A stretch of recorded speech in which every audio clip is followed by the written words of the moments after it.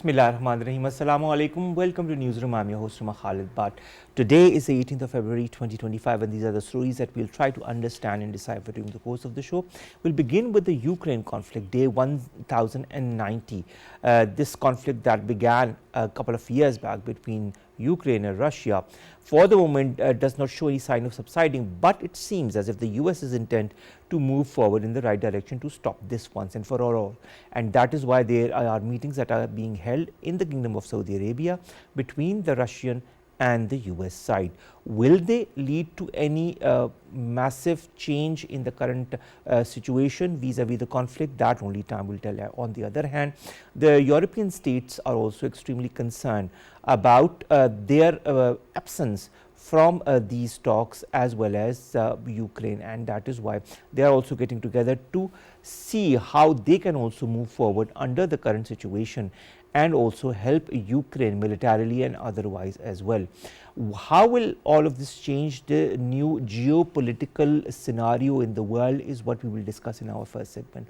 Our second story, ladies and gentlemen, concerns the Gallup survey 2025 that has recently unveiled that Pakistan's economic situation is moving in the right direction. It talks to different business leaders and to the people across Pakistan, and the general reaction is quite positive as far as the current government and its initiatives is concerned. This is what we will discuss in our second segment. Then we are going to talk about the 18th anniversary of the Samjhota Express tragedy that is being observed across the world, including in Pakistan today. On the 18th of February 2007, 68 innocent people, including Pakistanis as well as Indian nationals, were a victim of state terrorism by the Indian extremists. 43 Pakistanis and 10 Indian nationals were killed as a result of that. And of course, as India always does, is try to blame it on Pakistan. But of course, the truth came out, and it was revealed that it was India and their extremist ideology that was behind it. Then we'll be talking about the number of migrants that has doubled since 1990. This is a report by the United Nations that has come out. It talks about a number of 304 million, that figure that has doubled nearly since 1990. Finally, we are going to talk about a Delta plane, ladies and gentlemen, that has flipped upside down in Toronto. It has crashed, but miracle of miracles, not even one person was killed. There have been injuries, but not a single person was killed in an incident that could have led to many casualties. This is the lineup for today, ladies and gentlemen, and let's begin with our first segment that concerns day 1090 of the Ukraine-Russia conflict. A lot of new happenings that could change the current scenario vis-a-vis this conflict. We've been joined by two guests. Let me introduce them to you one by one. In the studios, we've been joined by Dr. Gul-i-Ayesha Bhatti, who's a foreign affairs analyst. Thank you very much, Dr. Saeed, to have joined us. And in the online, we've been joined by Ambassador Shahid, the Masroor Kiani, who is a former ambassador and a foreign affairs analyst as well. Ambassador Saab, thank you very much to have joined us. We'll begin with you, Dr. Gul-i-Ayesha.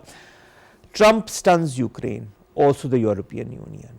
He calls a meeting of Russia and the US in Riyadh, of all places, without involving either Kiev or the EU.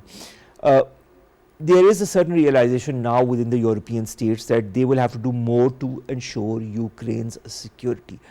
What do the key players in the Ukraine-Russia conflict want from these talks? Well, Omar, this development is very important. While the major players of the world, they are trying to bring peace on the table, and it was highly anticipated.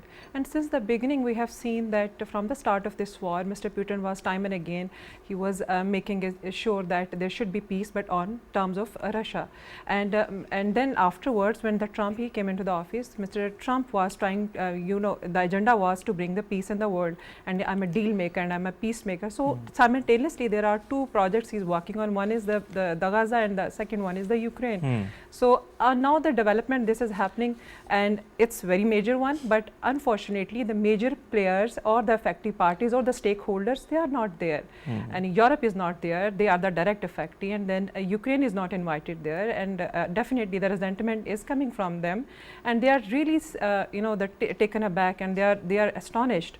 But this is something not very surprised because in a few weeks time there has been some other developments. We have seen that Munich Security Conference, and then we later seen in the NATO members in their gathering that they were talking about how America is spending more and more, investing more and more in terms Ukraine war instead of the whole Europe. So yes, they are trying. They are thinking that we are left alone, we are in isolation, or we are we have been left alone. But their contribution to the peace is nowhere. Ambassador Shahid Kiani Saab, when it comes to these talks between the Saudi, but not, I mean, in the Kingdom of Saudi Arabia, but between the Russian and the US side, will there be any breakthrough? The talks have now ended, and Sergei Lavrov is addressing the media as we speak. What outcome could these talks have? What possible outcome? First of all, I am not surprised that Russia and United States sitting across the table in a sort of a neutral place. If you if you go back in history during the Cold War, the Soviet Union and the United States, the two superpowers, used to discuss these, global issues in neutral places like Helsinki, Geneva, and other places. So they were the ones who would decide what is going to happen in the world and then impose their will. So here also, in the Saudi capital, I think first one important thing is Saudi Arabia is becoming an important place, an important, I would say, mediation place where the important countries can sit down and discuss and thrash out their issues. This was, in my opinion, not only the two superpowers sitting across the table deciding issues, but also a stamp of of President Trump's policies in which he had been discussing during the campaign that he's going to put an end to the war, and he has done it.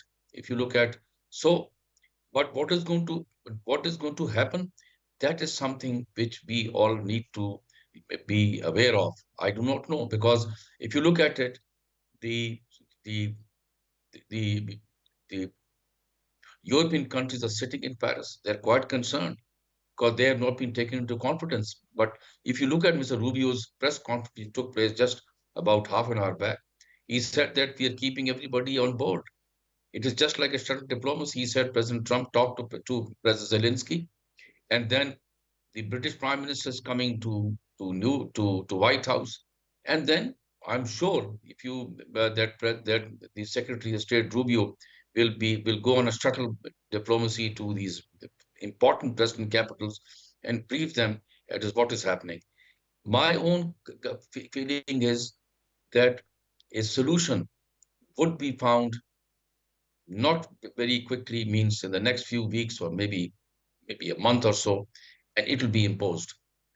The tragedy is, my own opinion, is that the the territories which have been taken over by Russia in Crimea and other places, would they be returned back to Ukraine as part of the deal?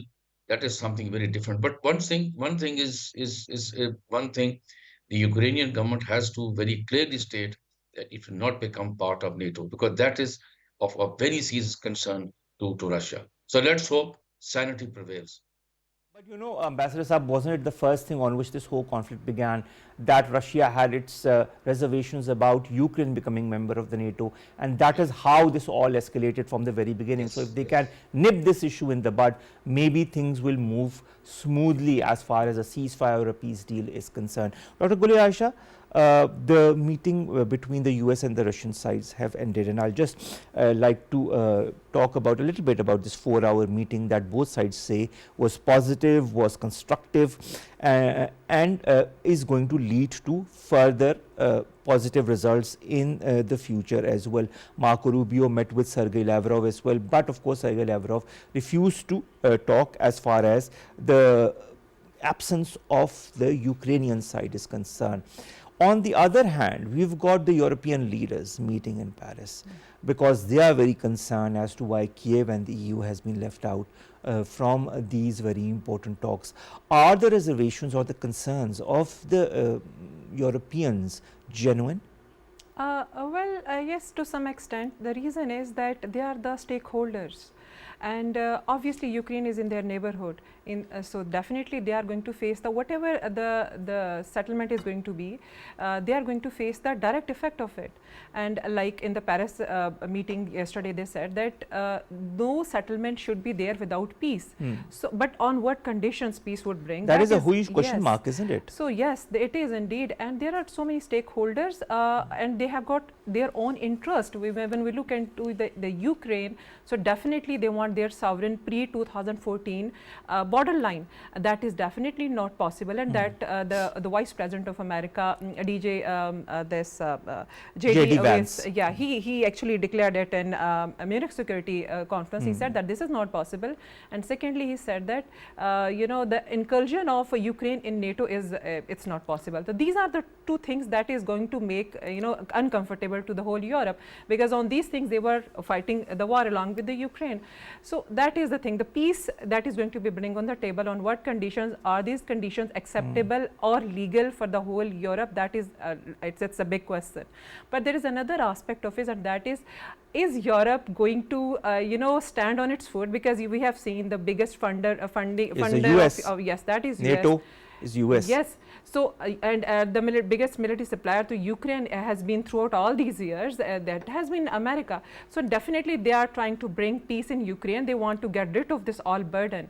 And there is another aspect, that there are around $300 billion of the business of the American businessmen in Russia. So, definitely they want to bring that business back in their agenda.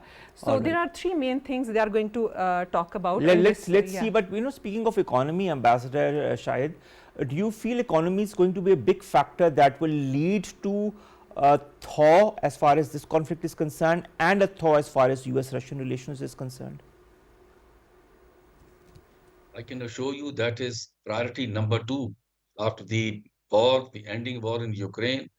The economy is very, very important for President Trump, creating jobs, and improving the economy. It's very, very important.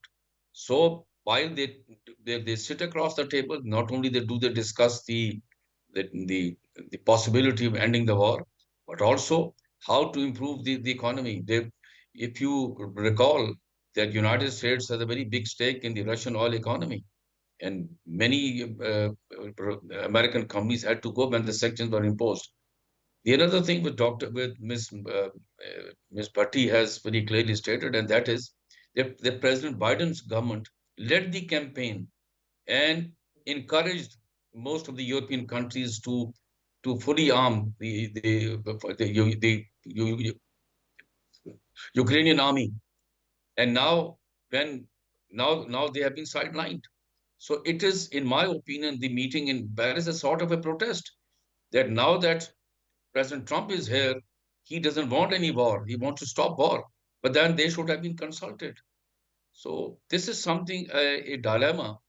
But looking at President Trump's policies, I'm not surprised that he was going to put an end to this war sooner or later, and then impose the solution on the European countries.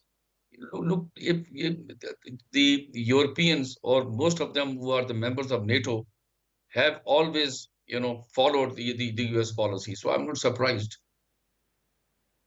But Dr. Gul-i-Ayesha, what I'd like to also understand is, are these talks going to create some kind of a wedge between the US and the European Union? And also, is this Ukraine issue now, under the current circumstances, going to divide the European Union? You've got the EU chief Ursula von der Leyen, who says that Europe's security is at a turning point. Is it indeed? Yeah, it is indeed, and it's going to be a very interesting development, and it's very dangerous as well, because we have seen that the post World War II, we have seen that America has been providing a kind of a big power, a shelter to the whole Europe. Otherwise, we always talk about, if we look into the history of the Europe, the book is this big. But if we exclude the wars, then the history is this small. So there has been wars and wars, because the whole Europe has got divergent interests. But America, after making the NATO, and then the European Union became the NATO specifically, has got a very strong hold in combining and collecting all these efforts of the European Union. but European countries. But the thing is, if America is withdrawing its efforts from the NATO, and we have seen that the Defense Secretary of America, they mentioned in NATO members meeting that you should invest more and more in NATO, probably the 5% of your GDP. Yes, and that is because they are investing 2% at yes. this moment. So this is something definitely they should do that, because NATO is specifically for their own security interest. Now, if America is not there, just see Europe minus America, so there is chaos. Because I don't think, in my opinion, they should work so much more on their strategic and their security development, like if they are having a strong neighborhood like Russia. So yeah, they are somehow a kind of losing that kind of transatlantic alliance, and the trust building that probably is going to shake for some time. And especially when they are not present in current meeting that is happening in Riyadh, and that is obviously the resentment is there. And so I feel that they should be the part of it, because they are the effective party. And as far as that Ukraine is concerned, so definitely if something is happening for their future, their discussion is there and they are not there, so definitely that legality and the acceptability of the decision is going to be a big question mark. Ambassador Shahid, Ukrainian President Zelensky says he has had a long talk with the French President Emmanuel Macron. He talks about a common vision, security guarantees that need to be robust and reliable. He says any decision without these guarantees, such as a fragile ceasefire, would just be another deception by Russia. He's also visited the UAE, he has gone to Turkey, and now he is going to go to Riyadh, but once this meeting is over. Does Ukraine have a say as far as these talks or the outcome of these talks is concerned? Ukraine's, acquiescence is extremely important. Its intervention. But why would my own opinion is in diplomacy, you see these things, for example, Russia's reaching out to the European countries, assuring them that their security is sacrosanct and that they want to end Ukraine and also give some sort of guarantee to the Ukrainians. Otherwise, it will be if this decision, the solution is imposed on Ukraine, then I don't think that will be long lasting. Okay, they will say it's a small country, we'll accept it, but I think there has to be a strong guarantee by the Russians that yes, they would not, intervene in other European countries to have a dialogue. But at the same time, Ukraine will have to guarantee Russia that no foreign troops will be on Ukrainian soil. They will not be members of NATO, because that is the only, as they say, quid pro quo. Otherwise, this war will go on unending. But this is very interesting, and I'll come to Dr. Gul-i-Ayesha, but you've mentioned the forces. Now, the British Prime Minister Keir Starmer has said he's willing to send peacekeeping forces to Ukraine. But he also then afterwards adds that there needs to be a US security commitment for European countries to put boots on the ground. Isn't this very ambiguous when it comes to putting peacekeeping forces under the current circumstances in Ukraine? No foreign troops would be allowed on any Ukrainian or European territory except the UN peacekeeping forces, and that also should have the support of all the three countries of Russia, United States, and Ukraine. Only they were the ones who would allow peacekeeping so that the troops are withdrawn and a long-lasting peace is ensured. It will take a long time. I tell you, thousands of Ukrainians have fled to the neighboring countries and they are waiting to come back. And a very strong commitment from Russia and the United States both that yes, peace will prevail, only they will be allowed to come back. They have suffered in the long, and the in general, I tell you, apart from the Gaza tragedy, the Ukrainian war has taken so much of lives and destroyed so much of lives and disturbed peace in Europe. So let's hope, as I've said again and again, sanity prevails on both the sides. Let's hope sanity prevails. Ambassador Shahid, Masroor, Kiani sahab, thank you very much to have joined us. Dr. Gul-i-Ayesha Bhatti, the EU is considering the possibility of sending Ukraine €5 billion worth of additional military assistance in the near future. This is something that has been confirmed by the Ukrainian military since the start of the war in 2022. EU has provided 134.5 billion euros in assistance to Ukraine.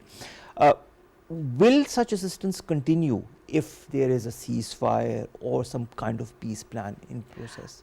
I highly doubt. Why? Because the European states, they have so many things, so many discussions on which they have divergence of opinion. There are so many things about the peacekeeping mission even, and about the ceasefire, and about how to be sustainable and how to be self-dependent on their own security. So the European states, they have so many differences among themselves, and that has been mentioned by the Vice President of America in the recent meeting. And yes, that is true. So, you know, to provide such a big amount of on the name of the security to a country, it's really questionable. And as far as you know, if we look into from the Russian perspective, so I think you know, it's since the formation of NATO, there was a strong agreement between Russia and the NATO that there is going to be no eastward expansion of NATO. But later on, we have seen that NATO has violated this agreement time and again, and eventually in Munich agreement, I think in 2007, Mr. Putin mentioned it, and he said that it's the betrayal of the NATO because you are going against our agreement. So, I mean, if NATO is coming on your doorstep, this is something really critical. I mean, just imagine if there is some, you're against opposing alliance and that is on your doorstep, definitely you feel somehow, you know, defensive, and you might think, okay, I'll do something else.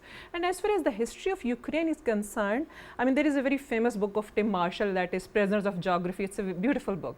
And when he discussed the chapter of Russia, he says that Mr. Putin, being a very religious Orthodox Christian, and whenever he goes to bed and he prays to God, oh God, why didn't you made mountains in the Ukraine? Because whenever there is invasion in Russia, it's always through the Ukraine. It's an easy pass. All right. So definitely, for you know, NATO in the Ukraine is something an existential threat for the Russia. So they are somehow, they are on their opinion, they are right. But as far as the Mr. Trump is concerned, he's you know, it's a pragmatic realism he's working on, and definitely he's going to come up with a better deal. But the acceptance of the deal for the Europe, it's again a question mark. A lot of question marks when it comes to this meeting and the outcome of this meeting and the absence of Ukraine. And of course, coming to Ukraine, Zelensky is having a press conference with Recep Tayyip Erdogan as we speak. Let's see how all of this development changes the scenario of this region and whether peace eventually can prevail. Dr. Gul-i-Ayesha Bhatti, thank you very much to have joined us. Let's come to our second story, and that concerns economy. We try to understand where we are vis-a-vis our economy, and that is why we, you know, whenever there's something interesting or new concerning Pakistan's economy, we always try to highlight it. There has been a Gallup survey very recently that talks about the improvement as far as the economic benchmarks in Pakistan is concerned, and that shows a lot of positivity within the public in Pakistan. A Gallup survey that was recently held interviewed many people from across the spectrum in Pakistan, and most of them were of the opinion that Pakistan is indeed moving in the right direction, and the initiatives that have been taken by the current government are reaping their dividends. We've been joined by Dr. Usman Chohan, who's an advisor on economy at CAS Online. Thank you very much, Usman, to have joined us. Pakistani businessmen, Usman, are gaining confidence about the prospects of their businesses that they believe are now improving as per the Gallup survey. This is the Gallup Pakistan Business Confidence Index fourth quarter 2024 survey report, in which 55% of businessmen think of their businesses as doing very well or good these days. How do you view this increase? Is it a good omen? Is it temporary? Will it have long-term effects? What's your take? First of all, thank you for having me. It's always a pleasure to be with you. As far as this survey data comes, it's important to understand that economics is not just a matter of the empirics, it's also a matter of sentiment. And therefore, doing field research and trying to gauge how sentiment is out there is very important. The Gallup is well known for doing this, not just in Pakistan, but around the world. And it did this sentiment gauging by surveying a fairly large sample, like more than 400 businesses of various sizes, to arrive at a conclusion about or to at least draw inferences about how large the sentiment quintiles would be, or the separation among the various categories of sentiment. You're right to say that if 55% of businesses feel good, then I think that overall it says something about the sentiment being good. And this is the first indicator, because it's not just presenting numbers to the public and saying that, look, inflation is down, or X is better, or Y is worse. If the businesses don't feel good, then it won't matter. But they will make their investment decisions, their hiring decisions, their expansion decisions, their selling decisions based also on how they feel about things going forward. And that's why this matters most. All right. We've also been joined by Syed Ali. Ehsan is a Deputy Executive Director at Prime, but we'll continue our discussion after this short break. Stay tuned.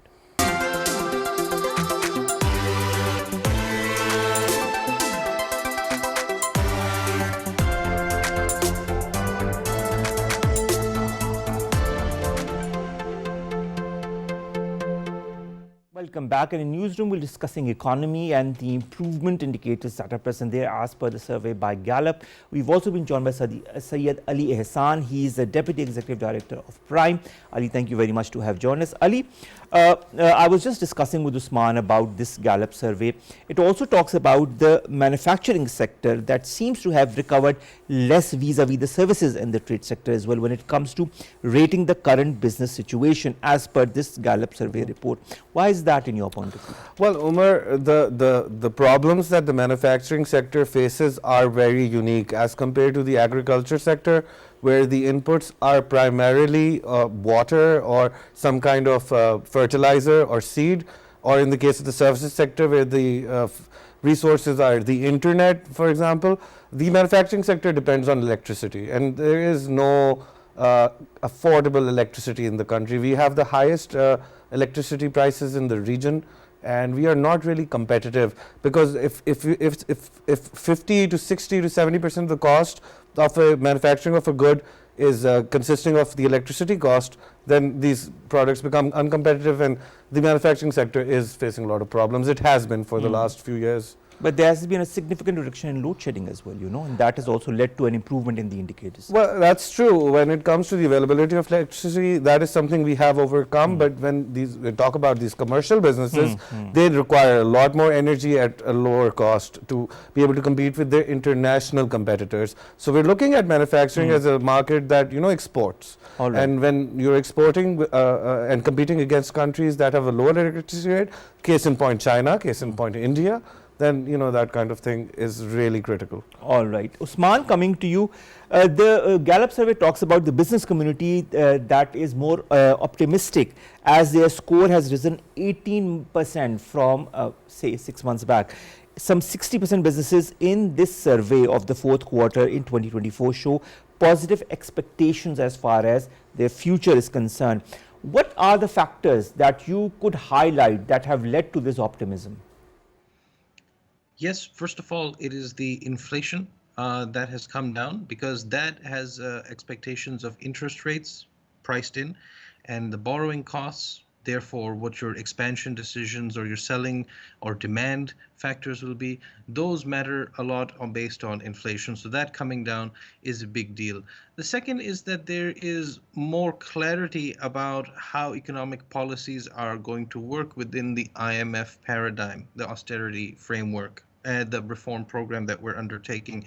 There's much more clarity about that, because this program is now signed more than a year ago. You see, so now there's one understanding that, okay, it's not going to either totally quash the backs of the people, nor is it going to give a free hand. It's somewhere in the middle, and the broad parameters of how that is being done in terms of the imposition of taxes, in terms of privatization, all of these things give the business community a greater degree of understanding of how or what constraints they have to operate in.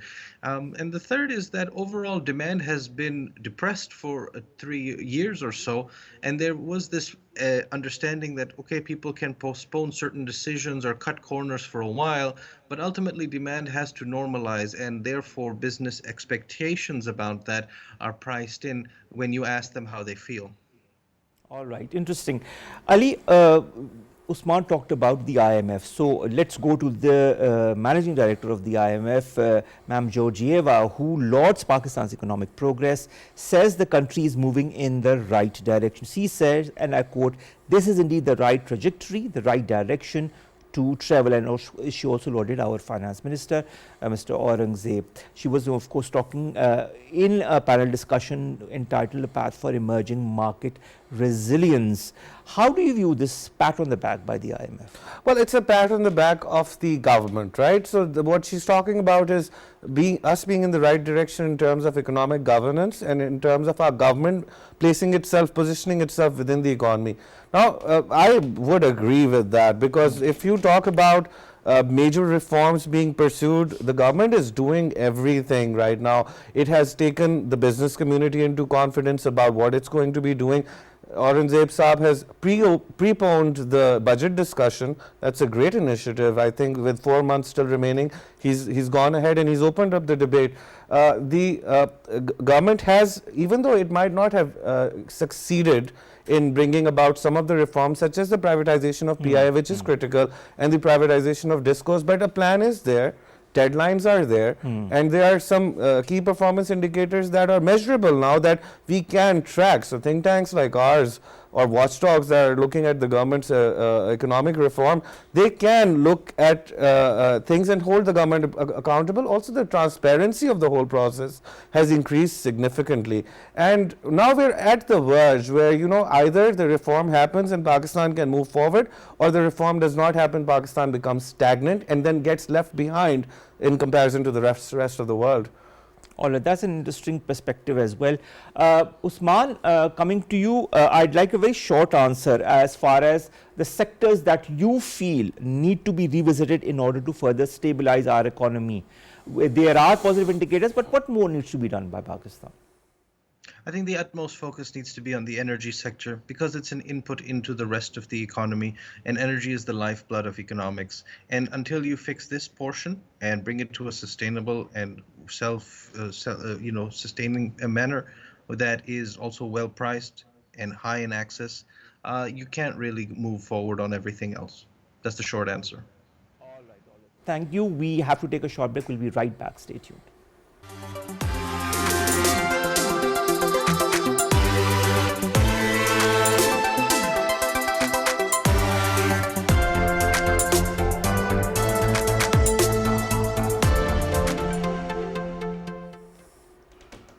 Welcome back, and we're discussing economy in Newsroom. Ali, Finance Minister Mohammad Aurangzeb says the government seeks to leverage structural reforms and regional connectivity to ensure sustainable economic expansion. He was talking to Bloomberg on the sidelines of the Conference for Emerging Market Economies 2025. The Finance Minister also highlighted Pakistan's economic outlook, the ongoing structural reforms, the country's commitment to regional and global economic cooperation.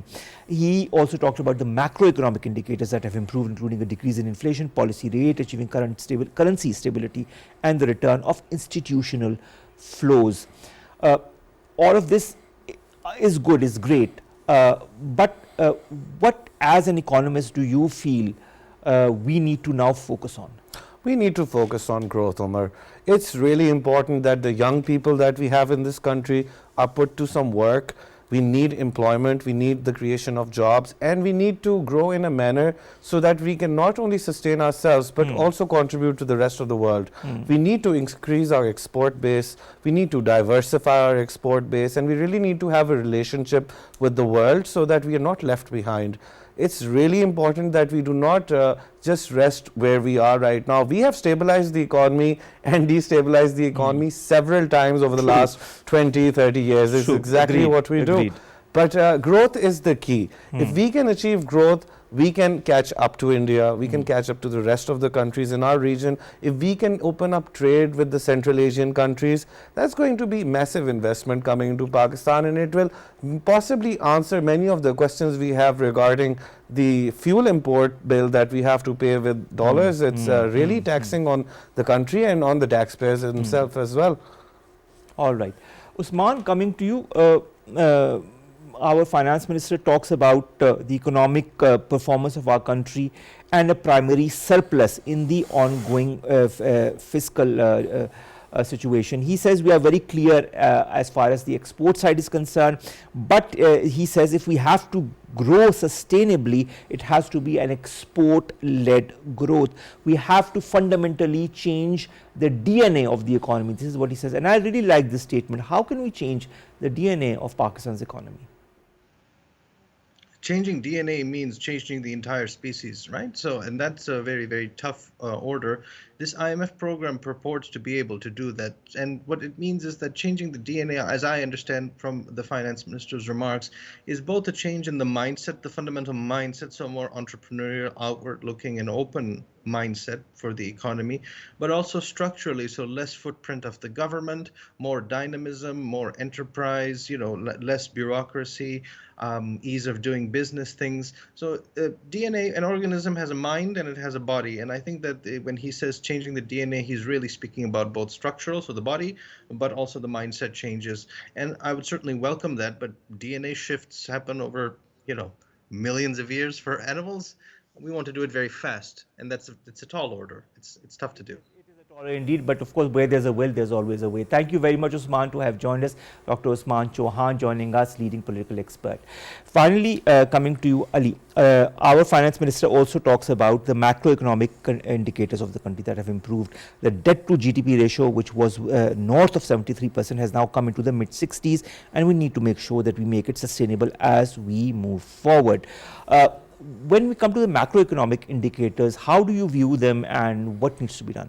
Well, I think when the finance ministers talk about macroeconomic indicators, the fact of the matter is that we have moved from one type of exchange rate to a different type of exchange rate. The inflationary pressures, they were primarily coming from abroad. They were coming from the devaluation of the rupee. So that was within the control of the government. Once we did our paradigm shift, it took some time to stabilize, but we did.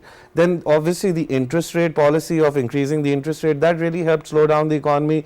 And while we don't really want to slow down the economy ideally, but it was required at that time so that the economy does not implode, the inflation does not take over and leads to some kind of major market crisis.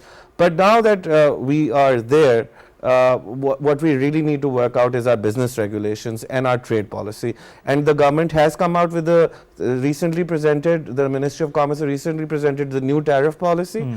And then you're also having debates about regional trade connectivity with Central Asia. Today, Ali Parvez Malik was at the China-Pakistan Institute also talking about that. So we have everybody's got their eye on the ball and they've got the right thing to do. Now what happens, Omar, here is there are bureaucratic counter pressures as well. The bureaucracy is used to doing things in a certain way and the FBR looks at things in a specific way, and the space for political change, the space for political idealistic changes, reform, that kind of shrinks away once you get these data-backed proposals from the FBR and different bureaucracy. I totally understand where you're trying to go, but as our finance minister say, and I hope that happens, we need to change the DNA for our economy. Inshallah, we will do that. Thank you very much, Syed Ali Ehsan, Deputy Executive Director of Prime, to have joined us. Let's come to our last three stories very, very quickly. The first concerns the 18th anniversary of the Samjhauta Express tragedy. On this very day in 2007, the Samjhauta Express running between Delhi and Lahore was set on fire